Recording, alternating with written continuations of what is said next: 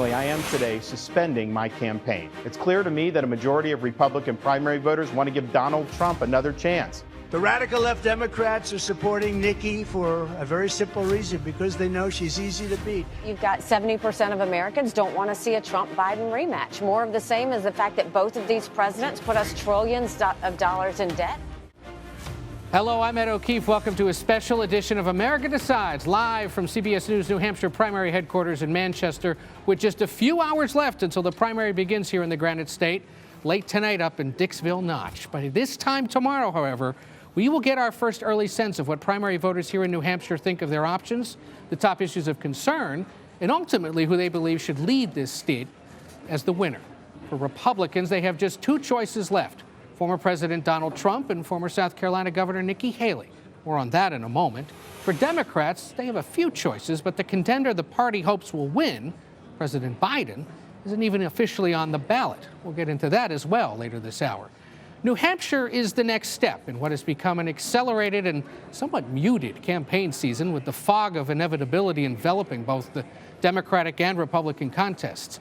This state will hold the first primary as its state law requires, and then, who knows? But there may not be much of a contest left for this year, once again raising questions that are asked every 4 years.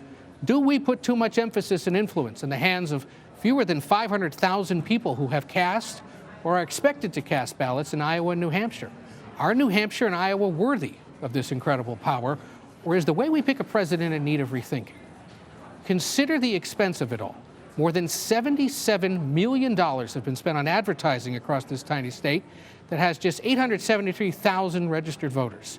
That's even before we factor in how much campaigns spent to hold rallies, mail and call voters, and feed and house those volunteers and staff who are helping out. So is it worth it?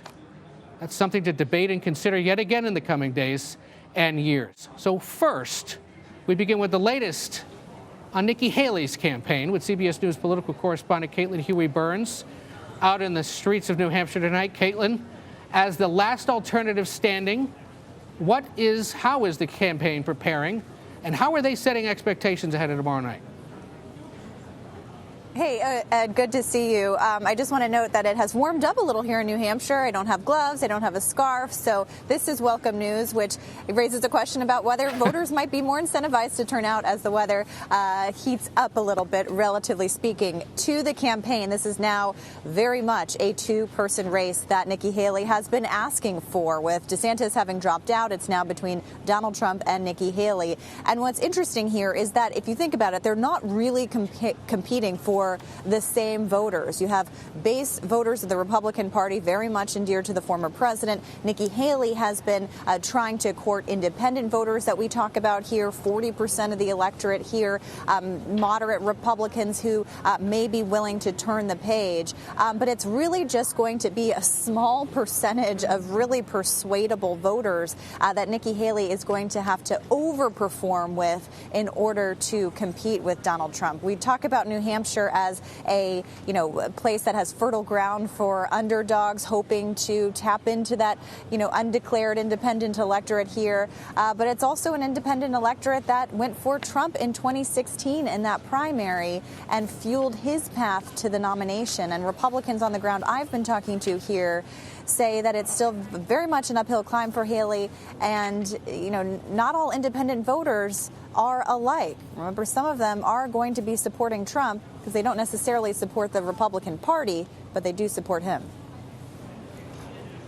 And real quick, Caitlin, at the end of tomorrow night, are they good with a 10-point margin in between these two? Do they want to keep it within single digits? What's the goal for her team?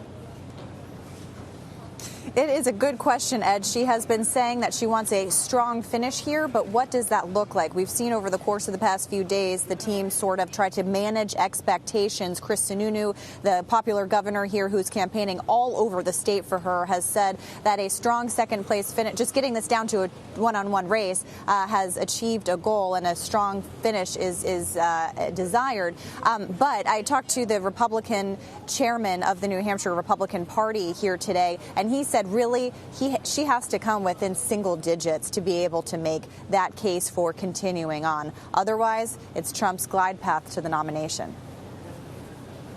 We shall see. Caitlin Huey-Burns in Salem, New Hampshire tonight. More from you as the evening progresses. We'll also hear from Nikki Haley directly in a conversation with Norah O'Donnell later this hour. Stay tuned for that. But for now, we turn to CBS Mornings co-host Tony DeCopel and CBS News chief election and campaign correspondent Robert Costa here with us inside in New Hampshire. Tony, good to see you after the sun sets, as opposed to as it's rising. Bob, always good to see you. Bob, let's start with you, tracking the Trump campaign here with a day to go. Where's their head at? What are they thinking ahead of tomorrow? Well, former President Trump was in a courtroom today, yet again.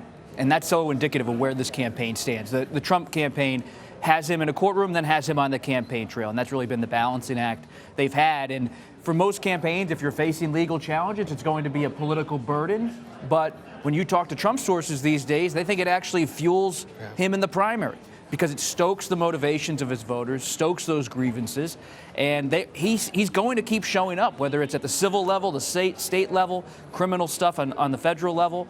It is kind of the essence of the Trump campaign at this moment, that he's casting himself as a perceived victim of a political and legal establishment. And that's where so much of his focus, his juice, and the potential growth and fundraising appeal is right now. Right? Yes and no. I mean, when I talk to my sources in Washington, they say, for now, this helps Trump because the base likes to see that he's fighting the court. He's fighting Jack Smith, the special counsel. But when I talk to my sources in the Senate and in the House, they ultimately think all these legal challenges are going to be a burden on Trump, that mainstream voters come November 2024 are going to see this as a drag not only on Trump, but the fear is for many Republicans is that all these legal challenges will be a drag on the Republican ticket. Think about if that January 6th case, even if it doesn't start in March as scheduled, it could start in May, June, or July.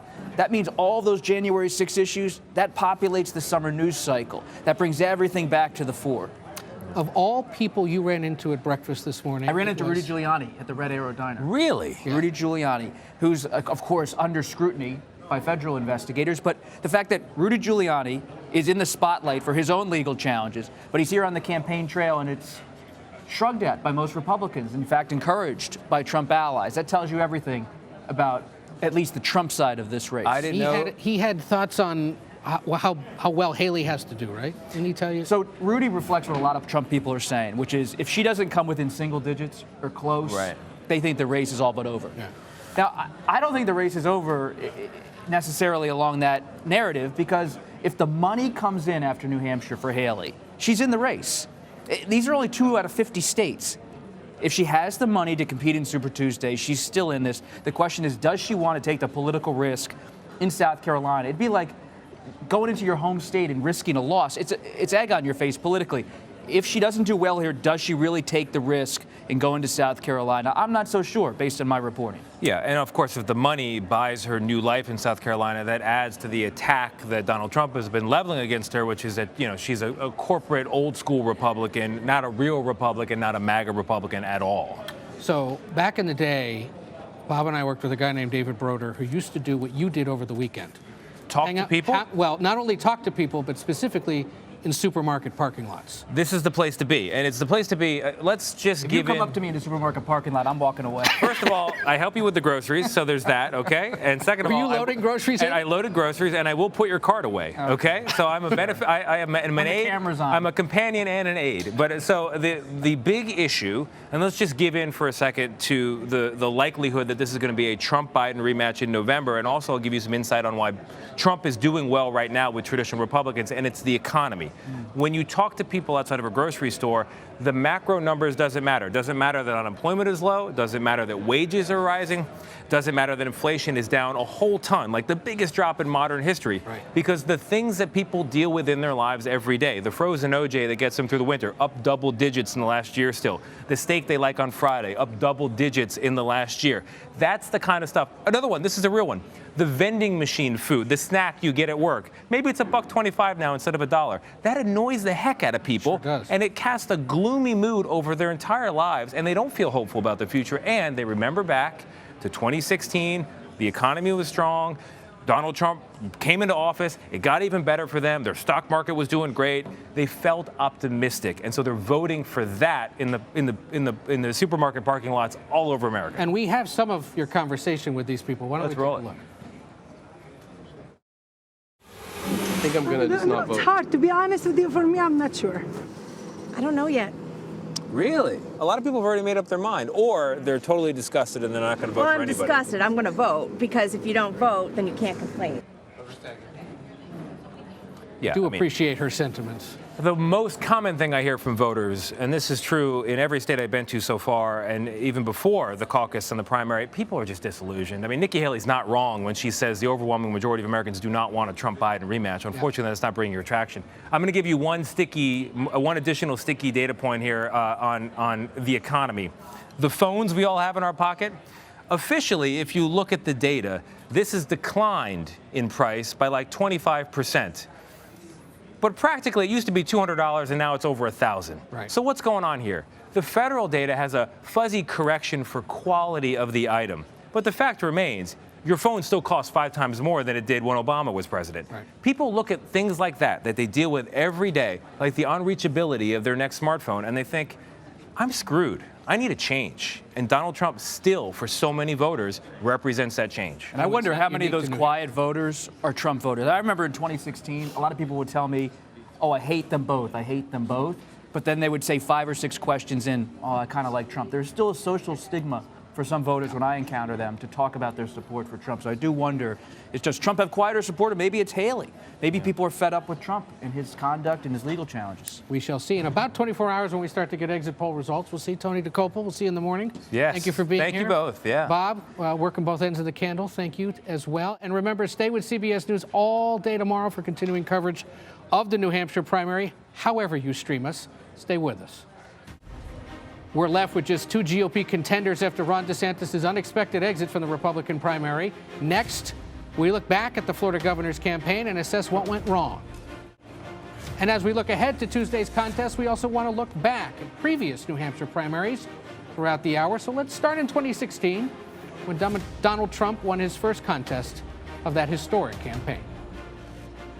What do we really want to thank, right? We want to thank the people of New Hampshire. Congratulations to Bernie. In all fairness, we have to congratulate him. We may not like it, but I heard parts of Bernie's speech. He wants to give away our country, folks. Live from New Hampshire, you're streaming America Decides.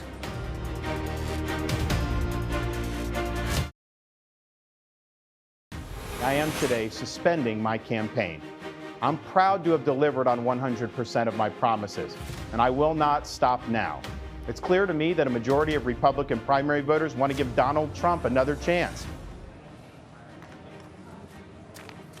Welcome back to America Decides. That was Florida Governor Ron DeSantis on Sunday announcing his sudden exit from the 2024 campaign. Rumors began swirling late last week, and the end came quickly as the DeSantis team determined it made much more sense to try to get out now and preserve future national political ambitions. Aaron Navarro is the CBS News campaign reporter who spent much of the past year covering the Florida governor, and Major Garrett is CBS News chief Washington correspondent and has seen a thing or two that blows up quite like this. Aaron, though, let me begin with you. Based on what you observed and reported over the last year or so, what was DeSantis's core pitch, and why didn't it land? Well, the core pitch was that he would be an effective Trump, that he could fulfill some of the promises on immigration, building the wall, as DeSantis talks about, curbing government spending. But the problem was Trump was still in the race. And after every indictment, especially beginning in March, Trump's popularity rose in the Republican Party. And I saw it time after time in Iowa. You would run into a lot of DeSantis, Trump undecided voters. When I asked what the biggest difference is between the two, I would often hear that they like Trump's experience. They like that he's been in the White House. And that was really part of the reason why he failed to convert those voters. DeSantis. And we can get into the nitty-gritty, but bottom line, there was a campaign, which a candidate is required to have. Yes. And there was a super PAC with $150 million at the start, which is nice to have. Yep. Legally, they're not supposed to really spend much time coordinating and talking to each other, but he tested the legal limits and is still being challenged. But in the end, it caused even greater confusion about what he was doing, where he was supposed to be, and what it was all about, right? They intentionally wanted to go into that kind of gray area, but unintentionally it became murkier. The lanes of what the campaign was going to do and what the super PAC was going to do were not clearly defined. And as the campaign struggled to fundraise money, and especially you saw overspending in the early summer, the super PAC had to take on a lot of responsibilities that it wasn't necessarily meant to do. The super PAC was supposed to be this national, Super Tuesday-focused group while the campaign handled the first 4 states. But after the money didn't come in as much as they anticipated coming in, the super PAC started doing more events, started doing a lot of the ads in addition, as super PACs usually do. But they just did a lot of organizing, too, that the campaign historically would usually handle. Yeah. You've seen a few of these. Yes. Look, where does it rank? So it's a big flameout. It's one of the biggest flameouts in American political history. And what Aaron just described is so fundamental to this miscalculation. Every successful campaign I've ever covered for the presidency is first and foremost a campaign with strategists, speechwriters, communications people, field organizers, all operating in one place off of one set of strategic documents and raising money to fund those things. It's much easier to raise money for a super PAC because you can have unlimited donations, but you can't use them in the same way. Right. Hard dollars in a campaign are hard to raise. You spend them wisely because you have to, and they also tell you how you're doing. You can't know how you're doing raising money through a super PAC. It's a sugar high. Yeah. And that was the disciplinary breakdown of the DeSantis campaign, thinking all these things could be handled by the super PAC. Fundamentally, they cannot. And that was the great strategic blunder among many, but that was by far, in my estimation, the largest. The observation I had, too, is he didn't seem, besides his wife, his most trusted advisor, as any man's wife should be, could be, he didn't have some other, mercenary or longtime consigliere at his side who'd seen a thing or two and knew how to run one of these things. Look, scaling up to a national campaign is always a huge challenge. Many, many people have failed to do it. Ron DeSantis isn't the first. But he didn't have a team around him that could look and tell him bad news, tell him to recalibrate, and help him improve things that were deficiencies in his own approach. You can run on a legislative agenda, but it's much harder if you don't have any common touch, or you can't communicate, or you can't work a room. And all 3 of those things were disadvantages. Built-in disadvantages for DeSantis. And just to add to that, if you look at his campaign staff, the campaign staff internally, a lot of it were Tallahassee loyalists, the people that were around for his big re-elect in 22, and they didn't have experience running a presidential campaign. It wasn't until later in the summer where you had David Polyansky, a Ted Cruz vet, who was at the super PAC, came on over to the campaign, that you started to see some adjustments. You got a new campaign manager, but by the end of the summer, this race was sort of baked, especially for Trump. Yeah. But this raises a question. And it's an interesting one circulating in New Hampshire today. Last night, former President Trump was not only generous, he was magnanimous. Right. And I'm told, behind stage, he was doubly complimentary of DeSantis. So much so that people listening to the former president were saying, "What are you driving at?" And Trump was beginning to say, DeSantis is just like me, MAGA. He's younger. He's a generational fit. And people were thinking, what are you talking about? Are you thinking about him as a running mate? I'm not sure that's going to go anywhere. But the way Trump was talking backstage last night led some people who were listening to him to think that Trump might think completely out of the box and think about DeSantis as a possible running mate. Again, I'm not suggesting that is a real thing. Thought bubbles in the Trump world are a dime a dozen. Sure they are. This could be momentary, a flash. He could just be like, I'm feeling really gracious and magnanimous and aspirational. But we should don't put him on discount the list. it. Don't discount it. Yeah. Aaron Navarro, Major Garrett, thank you both for being here. Thanks. You're not done. We'll see much more from you along this campaign. You too, of course. I hope I'm not done either, Ed. You're not at all done, neither of you. Thank you both for being. In fact, Major is so not done that he'll be right here tomorrow night anchoring our special coverage starting at 5 p.m. Eastern on the CBS News Streaming Network. We'll see you then. Excellent. The roles will be reversed. We'll have fun. We will. And then there were just 2. Nikki Haley and Donald Trump are all that's left in the New Hampshire Republican primary. We'll discuss each campaign strategy coming up. But first, New Hampshire in primary politics is often known for comebacks. The year was 2008, and after suffering a brutal blow in Iowa, John McCain was back in familiar territory where his straight talk strategy guided him to victory. And when they asked, how you going to do it? You're down in the polls, you don't have the money. I answered, I'm going to New Hampshire, and I'm going to tell people the truth. Live from the Granite State, you're streaming America Decides.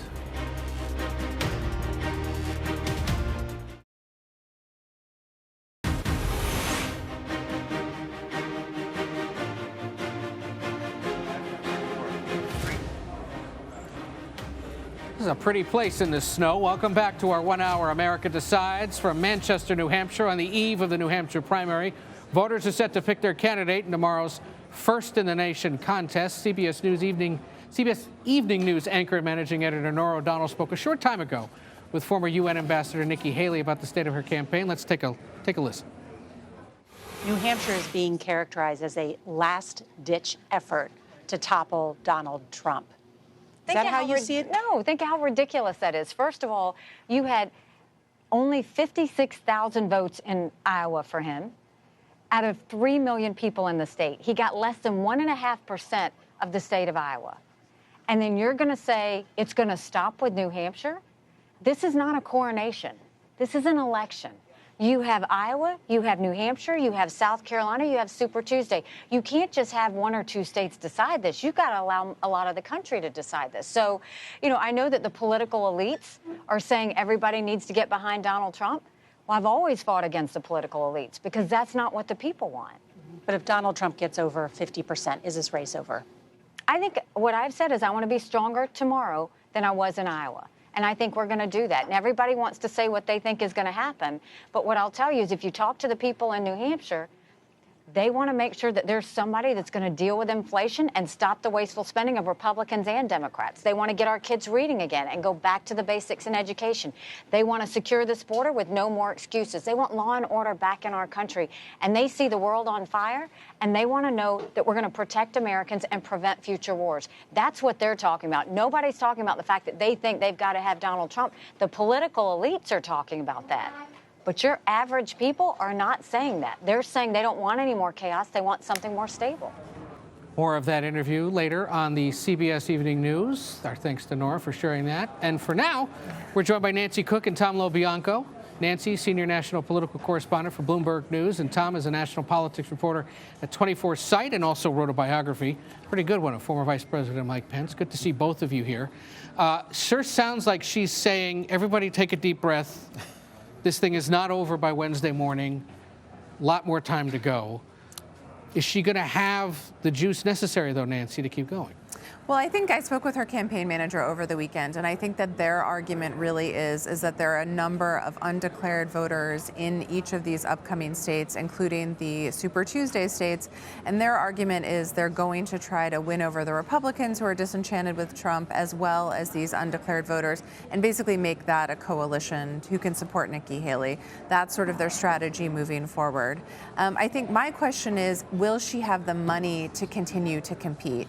Donors have made it clear to her this week that if she doesn't perform well in New Hampshire, that they will not keep giving money to that effort. And so she needs a strong showing, even if it's a second place. It has to show that she's within a close margin to Donald Trump in order to just keep her campaign funded and really competitive through mid-March. And we should remind people, New Hampshire's tomorrow. South Carolina isn't for what, 5, almost 6 weeks. Right. So you have to be able to bankroll something that can last another month and a half, which is not easy, as Ron DeSantis and Tim Scott and others have demonstrated over the last month or so.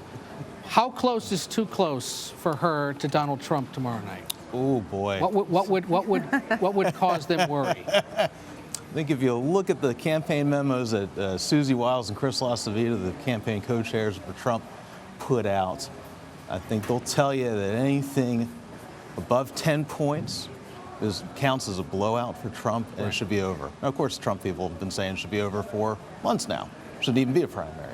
No debates, no nothing. Should have been done months ago. Haley just now, very interesting, with Norah O'Donnell tamping down the expectations. And we've seen all those polls that have come out recently with her numbers. DeSantis dropping out, Christie dropping out, didn't seem to help her here. Just that low energy primary that's been going on. Judge Judy wasn't enough, at least not yet. So I don't know.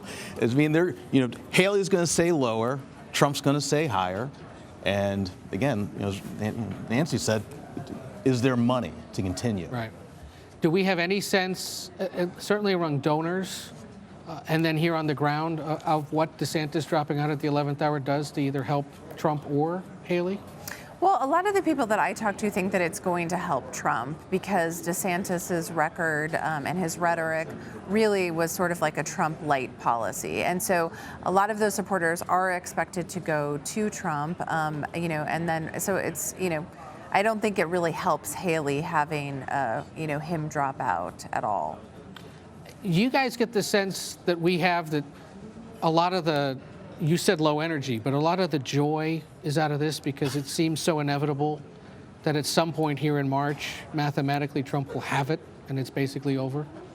Well, I don't like to prescribe to that just because, you have to remember Haley, we didn't expect her to be the last one facing Trump. And, she really sort of built her campaign slowly. She did very well in the debates. Donors ended up recognizing that and funding her. So I think it's a little bit too early to just say, race is over. Let's see what happens tomorrow night and let's see how she continues to perform. But I think it's safe to say that taking on Trump, who is, really almost an incumbent president, who still has a huge breadth of support in the Republican Party and who really speaks to its voters on key things like immigration and the economy, is going to be very, very tough. And what Haley needs to do is take him on directly, not just about things like his age, which she's done, but also his policies and potentially his behavior. She has been very wary to confront him, and I think that she will really have to step up those attacks on him if she's going to succeed, because he is stepping up the attacks on her. Real quick, you've tracked running mates or potential running mates before. What do you make of this early list? I don't buy into the big names making a lot of splash. And this is what I hear from my Trump sources. Stefanik, certainly not Nikki Haley, but there's this, call it the Steve Bannon circa 2017 line. You fly too close to the sun in Trump world. He doesn't like that. Right. So the question is, who can get enough attention and then dial it back just a little bit? Stefanik had that with the college presidents. The name I hear a lot, and I wrote a list about this probably about a month ago, Ben Carson keeps coming up independently. I never would have guessed that. Tim Scott, obviously, very into it, got married. Right, he's going to get married. Going to get married, got engaged. I'd watch Ben Carson right now. Okay, we'll see. We got plenty of time to talk about that. But Nancy Cook, Tom Loviago, thank you for stopping by. I know you guys are just down the hall from us here. Yeah, thanks for having us. But we'll talk again soon. Let's remind everyone what exactly is at stake Tuesday night here in New Hampshire. Republicans are set to award the next 22 delegates in the GOP race for the nomination. Delegates, remember, are awarded proportionally in New Hampshire, and a contender has to earn at least 10% of the overall vote to be awarded delegates. So anyone who hits double digits essentially will get something coming out of New Hampshire. The eventual Republican Party presidential nominee needs to win at least 1,215 of the 2,429 delegates that are up for grabs. According to CBS News estimates so far, lest you need a reminder, it is early. It is, because former President Donald Trump leads the pack with just 20 delegates, one in Iowa. Florida Governor Ron DeSantis picked up 8 and will hold on to them despite, for now, dropping out. Nikki Haley earns 7, and Vivek Ramaswamy, who also dropped out, has won 3. For more on what to watch for and how to watch for it in New Hampshire, let's turn to CBS News Executive Director of Elections and Polling, Anthony Salvanto, who joins us from New York. Anthony, when, remind us, does voting begin in New Hampshire? Because there are multiple answers to this. And in your view, where in the state are places to watch for signals of who's going to be winning this? Hey, Ed, and that's a great lead-in. We got delegate math. We are getting into the political wonkery of all of this, right? And I will take you even further into the weeds in a second. Look, famously, there's a town of Dixville Notch that starts voting at midnight. But most of this, to answer your question, will be polls closing, all of them, by 8 p.m. Eastern tomorrow night. But I want to then break into this because I want to show you what we're going to be watching for at the desk. And if I start by showing you the results of the 2016 primary where Donald Trump won big, well, it's not going to tell you that much. This is a very red map because he sort of won going away there. But I'm going to show you a map of the 2022 Senate primary in New Hampshire. I told you we were going to get into the weeds here, but if I can't do it on America Decides, where can I, right? New Hampshire does this by town. And there were a couple of candidates here Don Bolduc, who was running on, if you will, a more MAGA platform, talked about his view that the election was stolen. But Chuck Morse was the more establishment candidate, had more of that establishment Republican backing. And I think this is the race that if Nikki Haley is going to do okay, this is the race that's probably going to have the best correlation there. I'm going to be watching. So the areas in green, and I'll zoom in here, Ed, a little bit. The areas here in and around Manchester, a lot of these are kind of exurbs or further suburbs of Boston. Maybe a little bit better there, whereas there's going to be areas as we get a little bit into Nashua, we get a little bit further aside here, that was all more purple, that was all a little bit more, say, Trump, if you will, or could be more Trump. That's one of the things that I think we're going to be watching. And the fun part of this, Ed, finally, is that New Hampshire does this, as you can see, by town. So you get a lot of really micro data, and you really walk through and parse it, Ed. In 30 seconds or less, remind us, Anthony, why the influence of undeclared voters, independent voters, matters so much in New Hampshire. Well, on the file and in the exit polls, you can see that the electorate's going to be about a third. I put 36% up there on the board, about a third of unaffiliated voters coming in. I know there's 73,000 who voted in 2016 that are still on the file today and still unaffiliated. They could have an influence, but I'm going to button it up with this. You still have to do well among Republicans. They still make up the bulk of the Republican primary, Ed.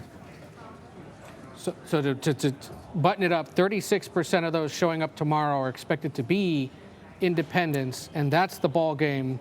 That's where Nikki Haley's hoping to draw some of her support. If history is a guide, we'll see what happens. Maybe she gets bigger turnout of that. That number goes up, it probably is to her benefit. But that's about the ballpark. You get in the high one-third, maybe you get close to 40%. If it goes over 40%, she's probably gaining ground at least, yeah. All righty, Anthony Salvanto. No decisions will be made by CBS without consulting you, so we'll be looking for you tomorrow. Thank you again, as always. Indeed. And rest up. It's going to be a long night. President Biden is not on the ballot in New Hampshire this year. Next, the latest on the attempts by some for him to win the state through a write-in campaign. Now, back in 1992, then Arkansas Governor Bill Clinton's campaign appeared to be on the brink due to allegations of infidelity.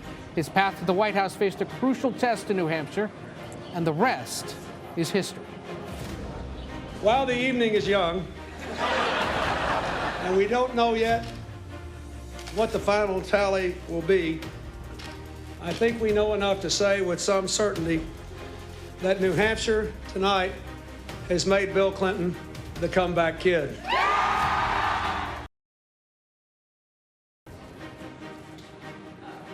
Welcome back to America Decides. Democrats in New Hampshire are also heading to the polls on Tuesday. The issue is it doesn't officially count. The Democratic National Committee has dropped New Hampshire as its first primary, instead rewarding that slot to South Carolina, in part because President Biden believes that state better reflects the diversity of the Democratic Party and the country. New Hampshire has a state law, however, requiring it hold its primary before any other state, so they're still going first. The results won't count towards the DNC's official presidential delegate count. There's also been an 11th hour wrinkle, as CBS News has confirmed an AI-generated call is falsely telling Democratic voters not to vote in tomorrow's primary. Here's part of that false AI-generated call. What a bunch of malarkey. We know the value of voting Democratic when our votes count. It's important that you save your vote for the November election. I want to remind you again, that is a fake AI-generated call. But Skylar Henry, the kind of AI-generated content campaigns have been worried about. Skylar Henry joins us now, CBS News correspondent. How is the Biden campaign reacting to this call? Yeah. Well, the Biden campaign, the Biden write-in campaign, they both say that they've reached out to New Hampshire's Attorney General to see what sort of legal steps that they can do to try to track down ultimately where this came from. I think that it is interesting. This is the cherry on top of an already complicated sundae, if you will, in terms of this write-in campaign to begin with. This is something that started back in October, where a ultimately grassroots effort group of supporters here in New Hampshire ultimately came out to say they want to see President Biden's name on the ballot. They're going around, they're asking people to do just that. It is a complicated process. It is a process that has not been the most successful at all times, but it's something that they say that they want to get worked out. Basically, you got to go to the bottom of the ballot. Correct. Fill in the write-in circle, like on your old Scantron tests, and then write in Joe Biden. That's right. And some version of that, President Biden, Joseph Biden, Joe Biden will count. Biden-Harris ticket, that works too. How concerned are Democrats that the other Democrats already on the ballot, Marianne Williamson and Congressman Dean Phillips, could do better than the president, or if not beat the president, at least keep the margins closer in a way that they're just not comfortable with? Well, if you look at certain polling, right, where you show Biden, Williamson, Phillips on a certain poll, it obviously shows a significant gap between President Biden and the rest of the competition. But when you have Williamson, Phillips, and other, that gap shrinks. Right. And so that is one of the things that Democrats say that they are concerned about. But I spoke with California Congressman Ro Khanna just yesterday, and he said that a win is a win.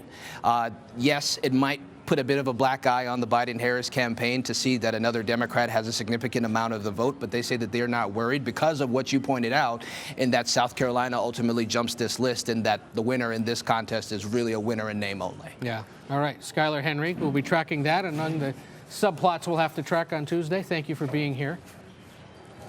Democrats are facing a tough 2024 Senate map. After the break, we hear from the chair of the Democratic Senatorial Campaign Committee, the guy responsible for getting Democrats elected to the Senate, about his party's chances of keeping the upper chamber. But let's go back to 2020. Joe Biden's campaign suffered what he called a gut punch in Iowa. New Hampshire brought a similar result. Here was Biden's response, as well as some of the victor's speech from that night. So when you hear all these pundits and experts, cable TV talkers talked about the race, tell them it ain't over, man. We're just getting started. Let me say tonight that this victory here is the beginning of the end for Donald Trump. You're streaming America Decides.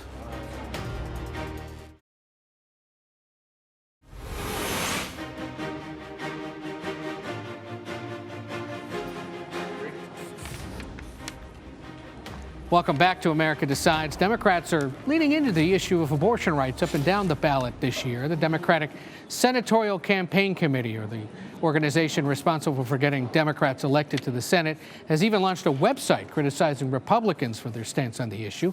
CBS News congressional correspondent Nicole Killian sat down with the chairman of the Democratic Senatorial Campaign Committee, Gary Peters, to discuss the party's strategy for keeping the Senate.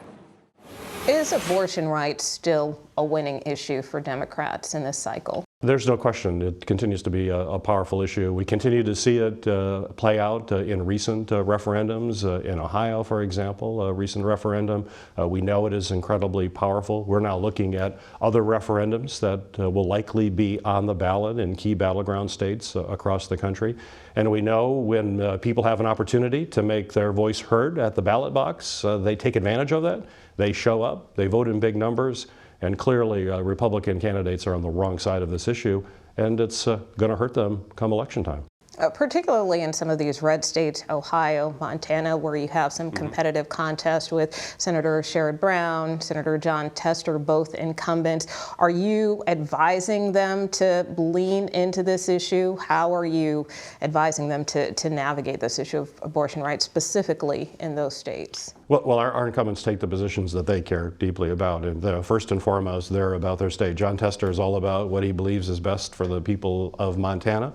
And I know he feels very strongly that women should have reproductive freedom in Montana, just like they should have that everywhere in the country.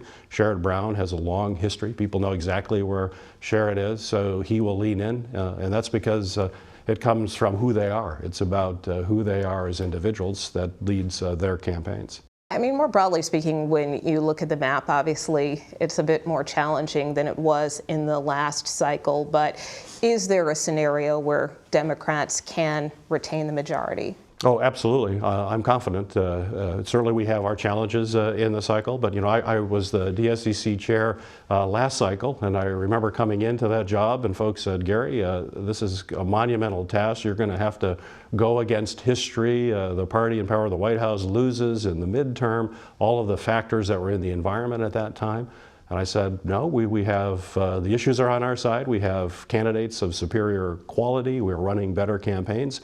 And we made history. We did, for the first time, not only held the majority, but expanded it. First time since the 1930s that happened. And when I look at what happened last cycle, we have the same dynamics this cycle. The same thing. People are saying it's tough. I'm going, yes, I've been there. We have all been there. We're still going to win. We have superior candidates. We continue to win on issues like reproductive freedom. We have a clear advantage where American people know that we are on their side. And we're going to run superior campaigns. So we're going to bring back all of our incumbents and hold the states we currently have, including Michigan, which is an open seat with the retirement of Senator Stabenow, but we're going to have a great candidate there and a clear contrast. And then we're going to go on the offense. We have real opportunities in both Florida and Texas to pick up 2 seats. So I'm excited about the race. There's a lot on the line. With respect to President Biden, I mean, is there any concern that he could potentially be a drag on the ticket, particularly with respect to some of these Senate candidates? I mean, even in your own home state, I think it was the Detroit News that found that the former president leads President Biden by 8 points, and only 17% of likely voters say that President Biden deserves another term. So how do your candidates overcome that? Well, first off, it's really early in the polling cycle, so I always take those with a real grain of salt, and someone who's been involved in campaigns for a lot of years. But it's not just Michigan. I mean, it's other battleground states, too. It is, yeah, it is, and you see that. And when you think about it, polling at this early stage, there's really no risk for someone when someone calls up and says, hey, who are you voting for? That's a low-risk thing to tell a pollster, and you may be angry about something. There's issues out there that people may not like, and so they'll express that. But it's a whole different calculus for those individuals on Election Day. Now they're actually making a decision. Who do you want to be the president for the next 4 years? We know with President Trump, it was absolute chaos in this country for 4 years. We know there's been tremendous accomplishments by President Biden, and people will make that choice on Election Day. And it's also about running good campaigns and about making sure that our voters turn out. And that's what we were able to do in our Senate races last cycle. We're going to do it again. And in some of those states where it's difficult for the president to win, we also have candidates who have proven that they run above the Democratic base. With respect to some of the other key Senate races, one of which you mentioned, Arizona, have you gotten any further indication from Senator Sinema if she is going to run? I have not. No, she is still a valuable member of our caucus. I do a great deal of work with her on the Homeland Security Committee. She's very involved in the border discussions right now. We'll wait to see what she plans on doing. Have you had any recent conversations with her? I've had recent conversations about a variety of things, but not about the election. And then one other race I want to ask you about more specifically, the state of New Jersey. I know you have called on Senator Bob Menendez to resign. Recently, he indicated that he will likely make a decision about re-election this spring. Do you think he should run? And if he does, would the DSCC support him if he wins the primary? No, I've been very clear. I think he should resign. That position stands, and it's not going to change. But I'm also confident that a Democrat will be elected in New Jersey. That's going to be pretty clear. That's not one we worry about. There are a number of other candidates that have already announced that they're running for that position. But just to be clear, if he does run, if he were to win the primary, DSCC would or wouldn't back him? I've been clear on my position. That does it for today. We'll be back tomorrow at 5 p.m. Eastern here in New Hampshire on primary day for complete coverage of the New Hampshire primary on a special edition of America Decides. Thank you for being with us on behalf of all of us at CBS News here in New Hampshire, where you're streaming CBS News.